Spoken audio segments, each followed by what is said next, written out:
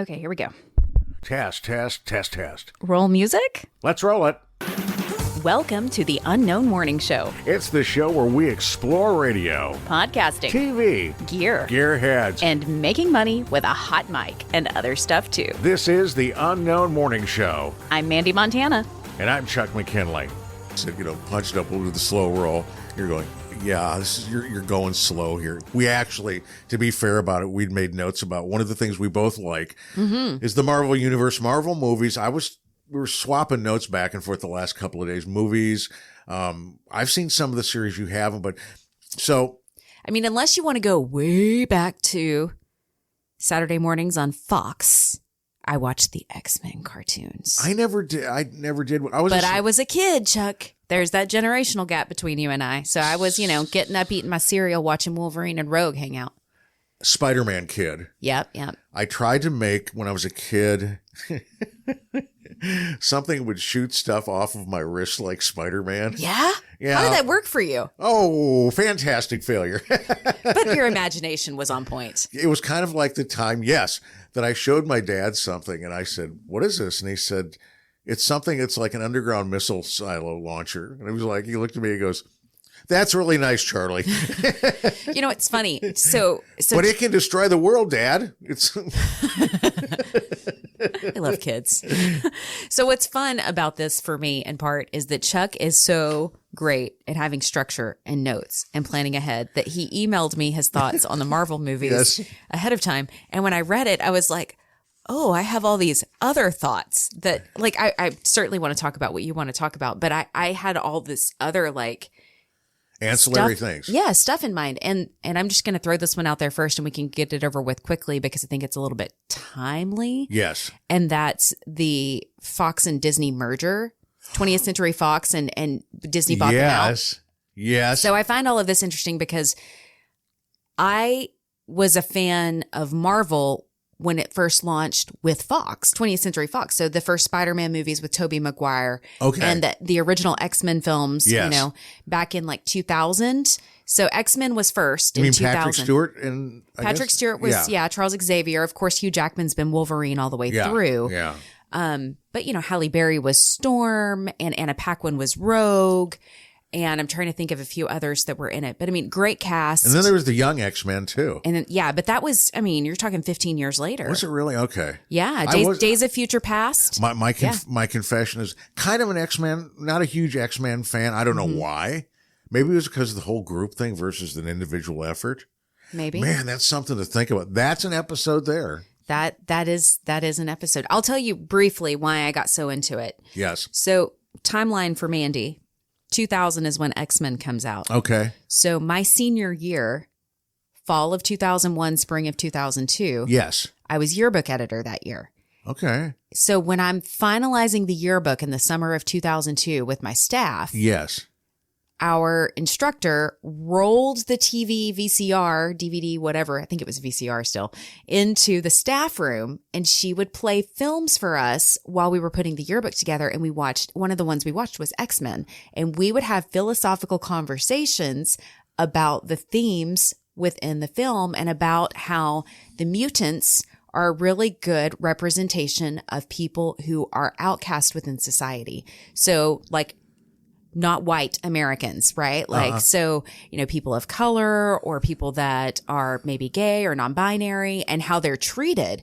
And so it was a really interesting conversation that we're having as teenagers with our teacher about this film.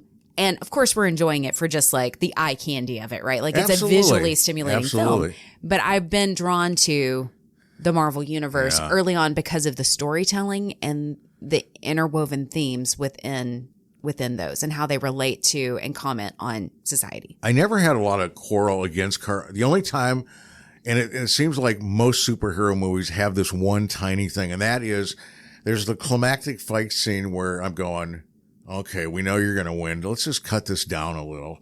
Yeah. But I was Captain America. I like Captain America. Me too.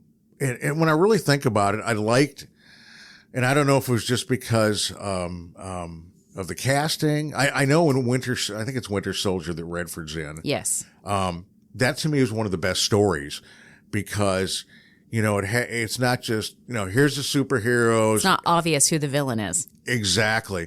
I mean, yeah, Red Skull, you're going, he's a guy with a red skull, bad. No, it's Redford.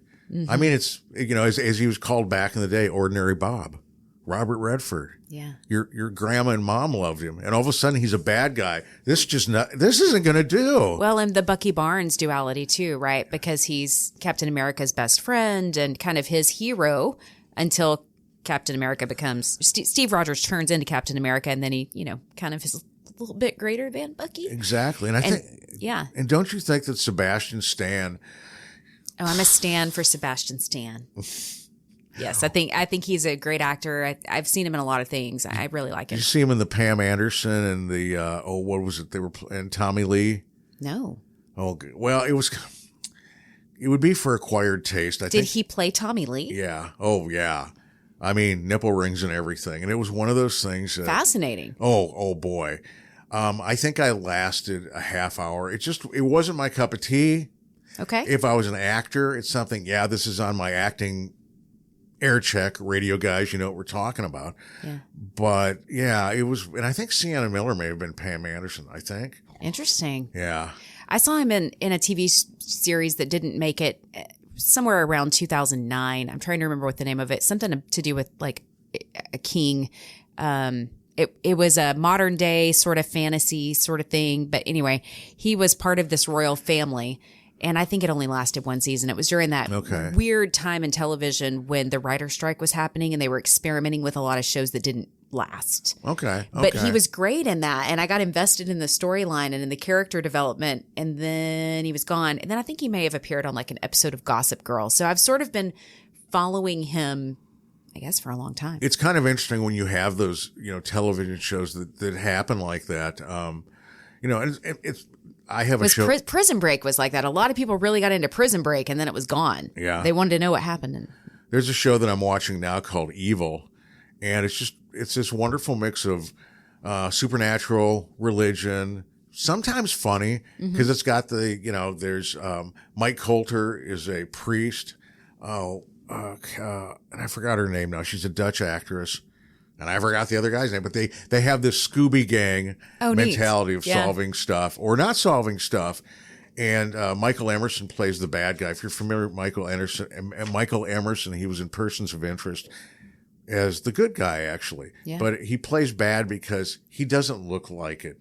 He looks kind of nerdy. It's like we were talking about, before we got on here that, Clark Gregg in the Marvel Universe, you kind of look at Clark Gregg and you go, yeah, he's an insurance salesman. But when you think about it, you go, yeah, he's in fairly good shape. And I may risk, going one-on-one doing close quarter combat. What's his character name? I'm drawing a blank. Oh man. And he's an agent. I watched Agent, I want to say Agent Carter, but that's the female. Right. Gosh, and I watched Agents of S.H.I.E.L.D. the whole run. Yeah. I'll think of it in a moment. Even when Agents of S.H.I.E.L.D. was, really, really crazy. But so I think we first see him in Iron Man at the end, right? Whenever he shows up and he's like in the strategic homeland intelligence evaluation, whatever department. Because he's going to talk to Tony Stark and Pepper Potts is kind of pulling him off to the side. I think that's where we first see him. And then, of course, he returns in the Avengers. I really loved the way that they placed him into Captain Marvel.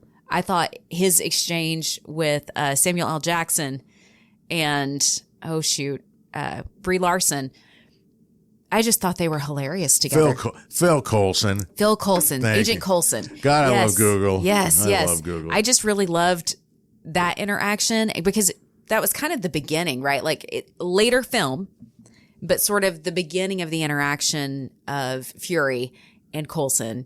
And we've talked about it before. We love origin stories. Yes. And so I really loved his little piece in that film. And the Marvel universe, Mandee, is so vast. I was looking at notes and I had to go to Google and I was like, oh, of course, Guardians of the Galaxy. Love Guardians of the Galaxy. Yeah, it's so fun and irreverent and silly and playful and also has a huge heart. And great tunes. Oh my gosh, the soundtrack's the best. The problem, and I need Well, I to say the best, although I'm a big fan of Captain Marvel's soundtrack too. That like 90s grunge that they Sure. layer in there, whole celebrity skin at the end. I was like, oh yes, yes, yes. And give me Gwen Stefani, I'm just a girl, while Captain Marvel is tearing that spaceship up all day long. And let me ask this to you right now, because I think this would speak to your musical exact taste. So when, and maybe they're not even doing it, I don't know. Maybe this is one of these Google things, but what about an oldie station that's like 90s, early 2000 as the center? Yes? No? Okay. An oldie station? Because right now when you think of oldies or classic rock, I don't think we would call it oldies. I think we might call it the aughts. No, and you're right about that.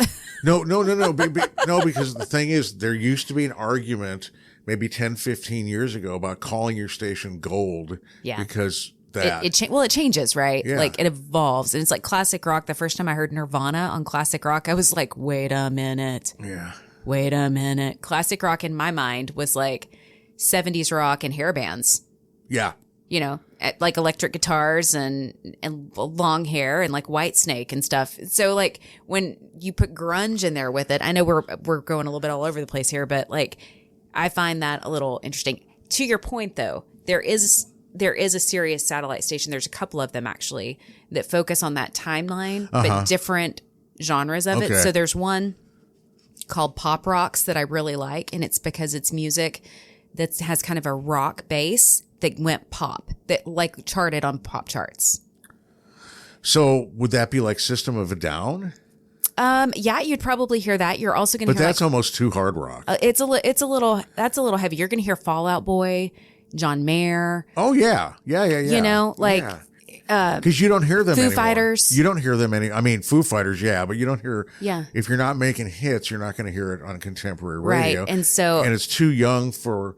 Classic. Yeah, because I'm getting to the point now, Mandee, if I punch up any of the classic rock stations here, as soon as I hear Queen, the Eagles, if I hear Hotel California, I'm gone. Well, you've heard it for so long on a classic station, right? Like it's just watered down. Or, give me an alternate version, give me the RFK version of, Hotel California during Live 8 or something different. Yeah.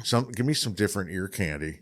Yeah. But to your point, yes. And then there's, because I like alternative music. I think I just blatantly said it with my description of Captain Marvel. But I heart alt. I do. There's a station that's just on their app. Yeah. Well, and I guess if you have maybe a top tier premium subscription, but it's called Alt 2K.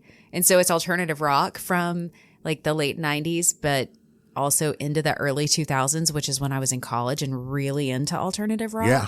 And man, I get so excited. I smile so big when I listen to that station because it just brings back so many fun memories for me that, it's kind of like when I watch Marvel movies. Like I remember I went on a first date to go see Iron Man, which was kind of like the resurgence of, it was when like the Disney Marvel started, right? Okay. Tony Stark. And I was so into that movie that the date that I was with, we went to dinner afterwards. He was like, you really reacted to that film. And I mean, I had no idea because I get into it. Sure. Like I feel like I'm like part of the team. Like I'm fighting the bad guys. And so I'm smiling and I'm moving and I'm reacting and I'm gasping. And like, it's exciting to me to go to the movies. So I have a question for you. You're in a movie theater. Yes. You have somebody with you. You're really watching the movie and they lean over and say something to you. Do you want to say, hey, I'm watching? It depends, right? It depends on the moment in the film. It depends on kind of like, if it's like a really important dialogue scene, I'm probably looking at you, giving you dagger eyes, like, shut up. Yeah, no, I'll just not say anything. I just like watching this, I'm doing this, Yeah. I mean, if it's a fight scene, I don't really love violence. And I mean, there's a lot of violence in these films, right? And I understand that it kind of moves, it creates drama, it moves the story forward and all of that. But Marvel violence is a lot different than other stuff too. It's Yes. not like Walking Dead where, it's a pulsating heart, It's not that at all. But and to me, I know the line. I forget what Justice said it. I don't know what pornography is, but I know when I see it. Well, when it comes to true violence, there's this line and I go, yep, that's too much. I can't watch that or I can't see that. So I'm a big fan of Game of Thrones. I've never watched it. There's a lot of violence. So to your point there, I have a tendency to pick up my phone during those really graphic violent scenes, and I'll just like look at something else, but I'll kind of hear an awareness. And then when they go back to dialogue, I put my phone down and then I'm start watching again, just because I can be sort of sensitive to that, and I'll take it on, meaning I'll think about it later or I'll dream about it. And Or you want to be a Viking princess or what? No. It just creates anxiety. When I say it takes, when I say I Aaron take it on. comes home and I go, will you put the hat with the horns down, dear, and let's have dinner. How did you know, Chuck? How did you know? We all have secrets that we carry forever. Yes, we do. I do. Okay, so I'm going to circle back. Yes. I really do love Guardians of the Galaxy and Chris Pratt's humor in it. Yes. And the playfulness within, you know, you're talking about group versus individual effort. Oh, yeah. That works. Everything works across the board on that. Yeah. And I think the comedy in it is part of what I love so much about that particular element of Marvel. And then when they all come together, you know, in the final 2 Avengers movies, where you've got, you know, like Captain America is pretty serious about saving the world, right? Sure.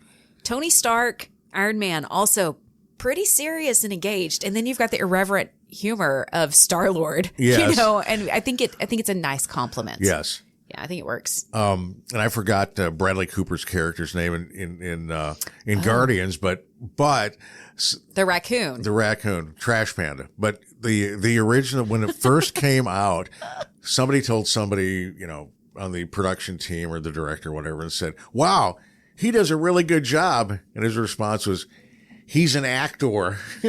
Yeah. I went to see Guardians of the Galaxy on kind of a whim. I remember going to see it for the first time too. I also saw it in the theater first, and I didn't know that Bradley Cooper was the actor. Yes.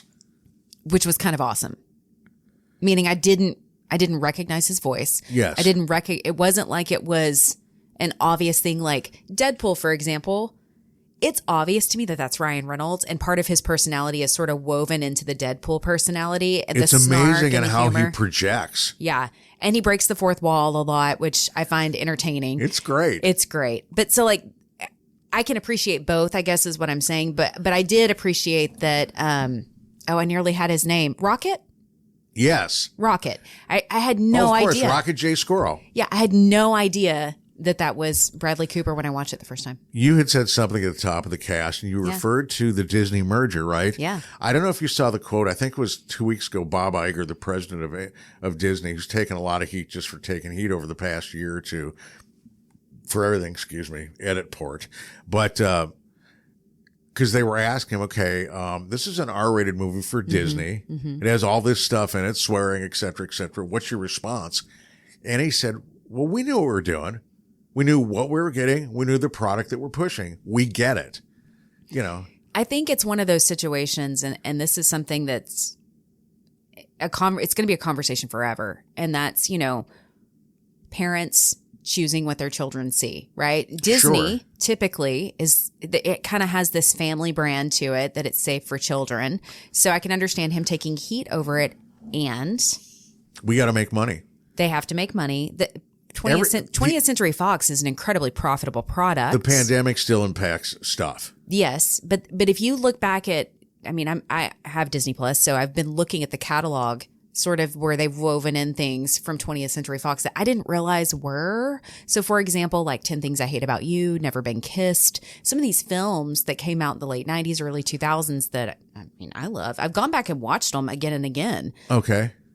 Before they were on Disney Plus. Like, I love those movies. Okay. And I didn't realize that was part of the product. So now I'm excited because I'm like, not only can I go watch things like Cinderella or, you know, some of the newer Disney stuff like Inside Out, but I've also got like, I can watch Drew Barrymore's Never Been Kissed Again. That's kind of cool. Or Heath Ledger, like being the beautiful, sweet Heath that he was. Yes, absolutely. Heath Ledger. My wife and I were watching, it was Paul Walker. Fast and Furious. Fast and Furious. And we were talking about it. I said, wow, this is like, must have been one of the first films, you know, because after he had passed, I saw something where his daughter had posted something recently, you know, just again, thanking everybody about remembering her dad. Yeah. You know, I also like one of those, actors that gone far too soon, and I think was really appreciated and beloved for who he was as a human, in addition to his work on films, and just a delight. I mean, he made fun films, you know? I mean, She's All That. He's kind of the villain and jerk, and She's All That, but he's also adorable. I mean, it's kind of like you want to like him and you want to hate him at the same time, which is not an easy thing to do. That when you're able to do that as an actor, one of my favorites is a guy who was in Law and Order. Mm-hmm. He played Kingpin in Daredevil, Vincent D'Onofrio. Oh, yeah, he's good at that. I mean, no, he was in Kingpin, and it was so weird because, you know, he plays this guy that he's vicious. Mm-hmm. He's kind of horrible. Mm-hmm. He has this girlfriend that he loves to death. And when his girlfriend is wronged, he finds the Russian guy and slams his door in the head 20 times. I mean, you can just that's hear a brutal it. Death. And you're going, okay, good boyfriend. Yikes. Yikes. I mean, I could probably talk with you about Marvel movies all day. And I know part of what we've sort of danced around it a little bit, but you know, there's this other comic book universe out there too in DC Comics. Sure. And I probably was into that about the same time that I was sort of, you know, in between Mandy's love for X-Men and her love for Iron Man. Yeah. There was Batman Begins. Well, and I like Christian Bale. I like Christian Bale too. I'm also one of those people when it comes to Batman. I've never really seen the Clooney one all that much, but the one it's interesting. Yeah, I know. I think Clooney's even commented when he saw the costumes with the nipples built in. It was like, oh, this is over. Well, I mean, it's more comic book driven. Like some of the comic book movies are based they kind of ground them in reality, and then some of them are sort of over the top comic-y. Well, the Batman in the 60s was definitely, if you've ever seen the Adam West. Yes. Yeah. And like James Bond had a stretch way, in the 70s with Roger Moore. It was really comic booky.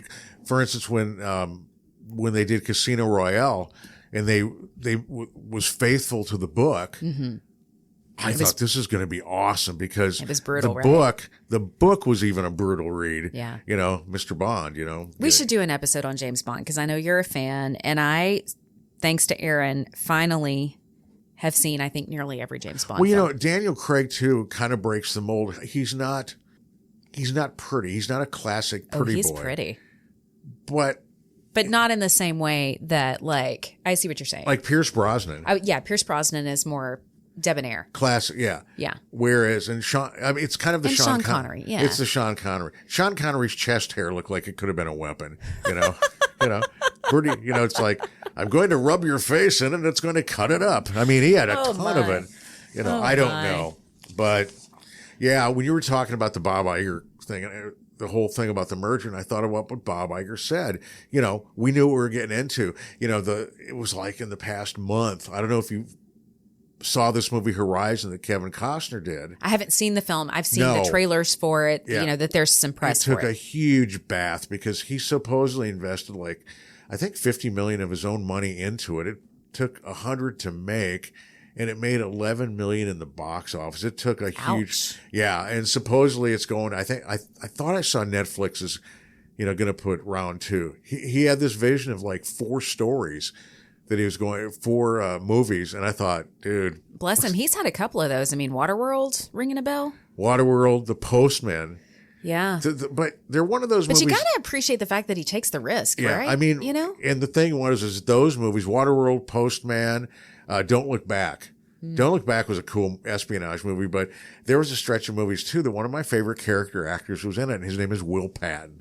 He's one of these guys that, haven't you ever seen character actors you go, I know the face, you may not know the name, but they've been around for 30 years. Oh, yeah, I love those type of men and women because there's a lady named Grace Zabriskie who sounds like, her voice sounds something like a voice that's been treated with lighter fluid and beer bottle glass.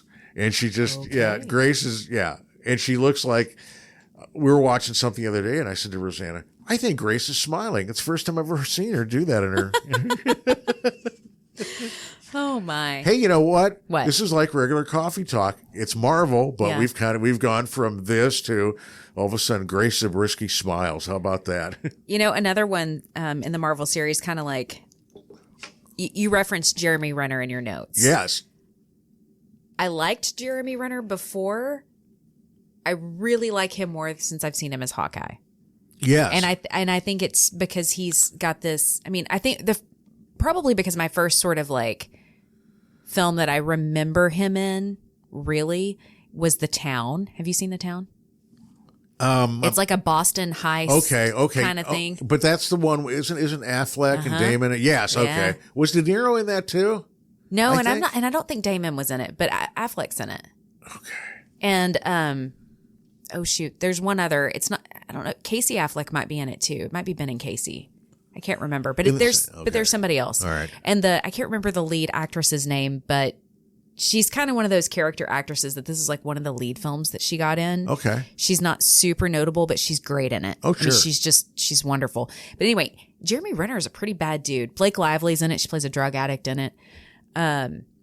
He's a pretty bad dude in this film. And so like, I really didn't like him. And so when I saw him as Hawkeye, it like really endeared me to him because I'd had this like, he was so good in The Town I really didn't like him. When you say Hawkeye, are you talking about the series too? Or you didn't see the series? I haven't seen the series. I just mean like in Avengers. Okay, the series is really, really, really good.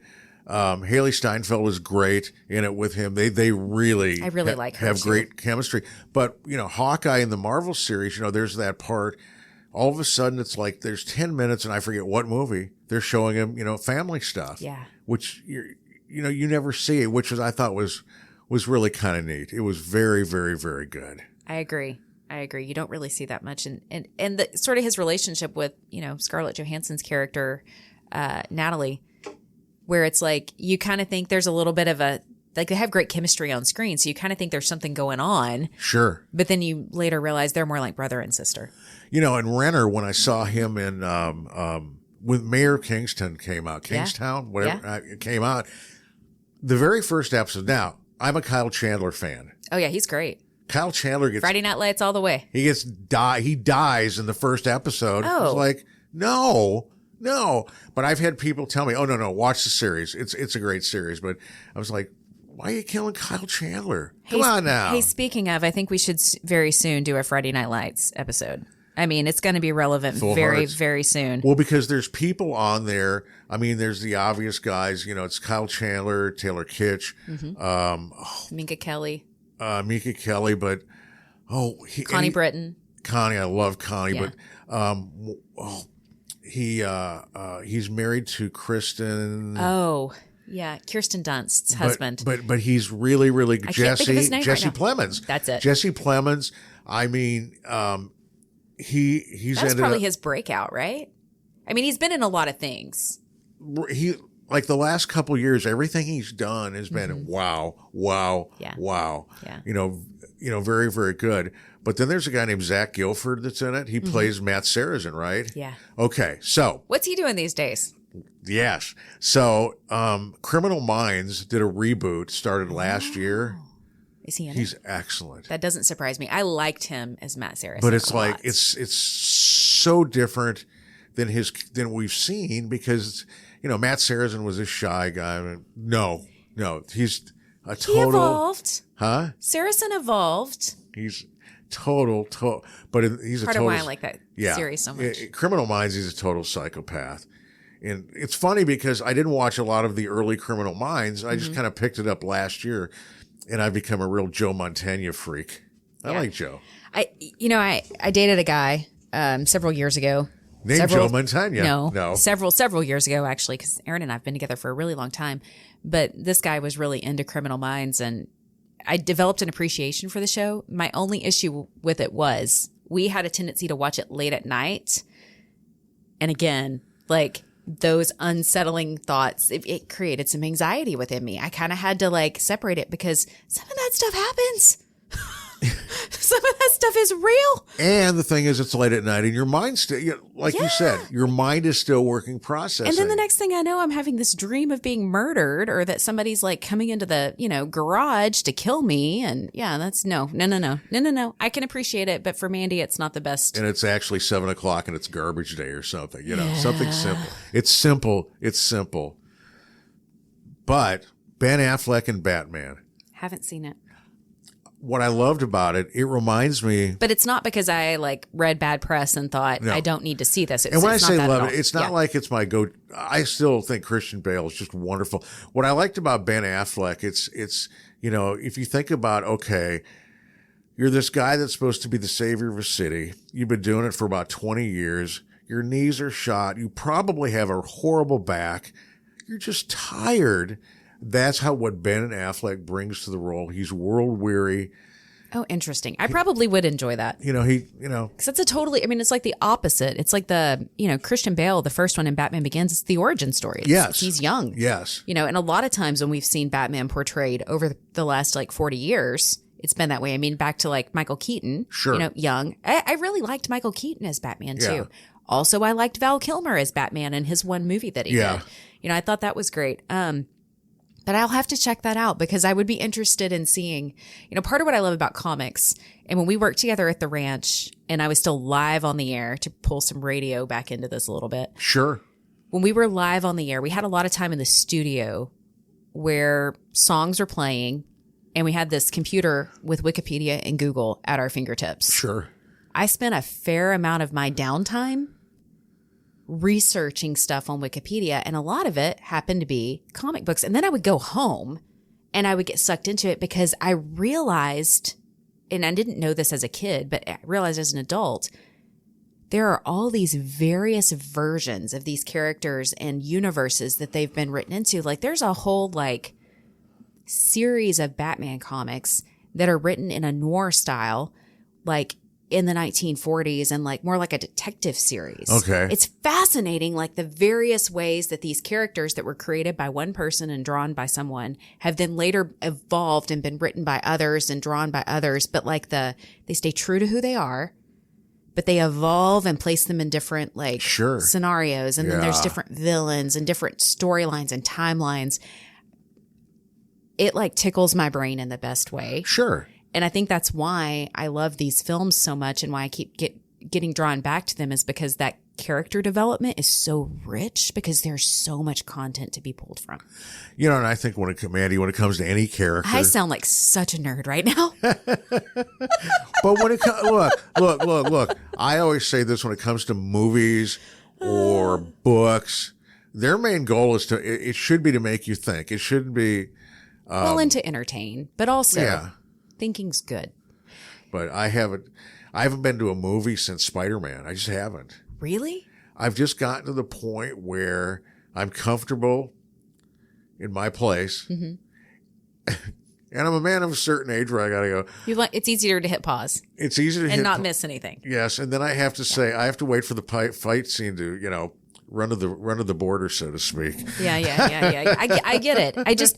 I guess it's because I don't know what the reason is, but I have always loved movies, and I really love the experience of going to the movies. Well, you know, they're and I don't want to lose that opportunity. No. So I try to go. I don't go frequently, but I do try to go a few times a year because I appreciate the opportunity to go. Like when we didn't have that opportunity during COVID, I kind of missed it. Well, you know, and you're right about that. There are certain movies that, let's face it, I mean, you see the ads for Deadpool and you go, that's big screen stuff. I want to see it on the big screen. Yeah, I've got to see that. I've got to go see that. Yeah.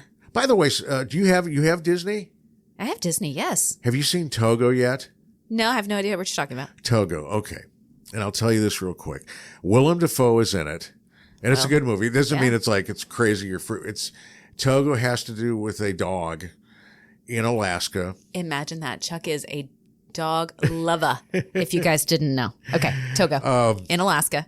In like 1919, 1920, and it has to do with sled racing and stuff like that. Oh. But it's a different, because with Willem Dafoe, you get formed by early movies, and To Live and Die in L.A. was the first one I saw Willem in, where it was like, oh, he's bad. But he's, you know, over the years, he's been bad, good, strange, different. Did you and he's see a hell Poor of an Things? Willem Dafoe's a hell of an interview. He's so good. Anyway. Did you see him in Poor Things?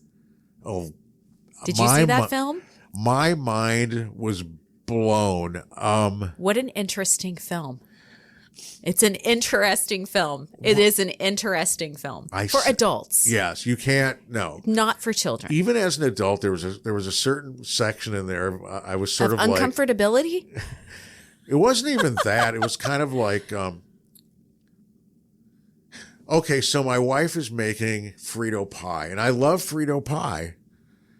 But let's say I have too much Frito pie, and I go, you know what? I think the Frito pie needs to be set aside. There was too much Frito pie. I know what section you're talking about. That was really well illustrated, sir. Illustrated. From henceforth, we will refer to this as the Frito pie. But I will say, I understand why section. Emma Stone was given an Oscar for her role in that. She was absolutely brilliant. The way that she portrayed this character and her progression. I mean, because she's not even human. I mean, she's human, but she's not human. Yeah. I mean, it's set in a fantasy world, and the concept of it is literally mind blowing. Sure. Has a lot to do with the mind, and if you're not familiar with the storyline, you might want to read up on it. Yeah, don't go in there cold. Don't go in cold. Yeah, I kind of went in cold, and I was like, "What the hell is happening right now?" And all kidding aside, there's a truckload of nudity in one part. So if you're one of the, in one part, there's a truckload of nudity in that throughout the film. I know. Let's be real. But there's one part. It's just I'm like, well, how much? Yeah, it's probably like 10 minutes. Yeah, it's a lot. I thought it was 20, but it might be. Yeah, it seemed a lot longer. But on the other hand, when you go by pure acting, the story, it wasn't boring. No, it was not boring. Everybody was great. Yep. And, they had these things with Willem Dafoe where you'd go, how did this happen? Talking about his face, right? Yeah. How did this happen? And they would drop things in there that we'd think, oh, that's the reason, but it wasn't. So I'm waiting for their other films. I just, I've become a fan of, I think it's Janos, and I forgot the rest of his. It's a Greek name. Emma Stone. And there's a couple of other actors that sort of weave in and out. Mark Ruffalo was in Poor Things with her. Jesse Plemons is now part of the group. And that's that I find interesting when you have filmmakers that do this, where it's kind of like back in the 50s and 60s in radio. See, we're back to radio, where they called it the circus, where you would have these AM radio stations, daytimers, crap condition, not making anything. And these guys would walk into town, program director, 5-6 jocks, 90 days, they'd make it profitable, and they would go on. Hence the term, the circus. It sounds like in the restaurant industry, sometimes they'll do that. Like within franchises, if a restaurant is struggling in a particular town, they'll send in like their A-team and have them come in with better management, better wait staff, and they'll like launch it, turn it around, and then hopefully, establish a better rapport with the customer base. I was going to try to insert a brand name here, but I thought, could we get sued for that? Could I get sued for that? Maybe we could get a sponsorship. Just kidding. But we could. And have them come in with better management, better wait staff, and they'll like launch it, turn it around, and then hopefully, establish a better rapport with the customer base. I was going to try to insert a brand name here, but I thought, could we get sued for that? Could I get sued for that? Maybe we could get a sponsorship. Just kidding. But we could. This has been another episode of The Unknown Morning Show. I'm Mandee Montana. And I'm Chuck McKinley. This is our show to explore radio, podcasting, gear, and the gearheads that use the gear, and making money with a hot mic, and other stuff in between. We'd love for you to follow us on social media as well. Follow us on Facebook at The Unknown Morning Show and Instagram at The Unknown Morning Show. See us on YouTube at The Unknown Morning Show. Thank you for listening to The Unknown Morning Show. I'm Mandee Montana. I'm Chuck McKinley. And remember, be kind and rewind.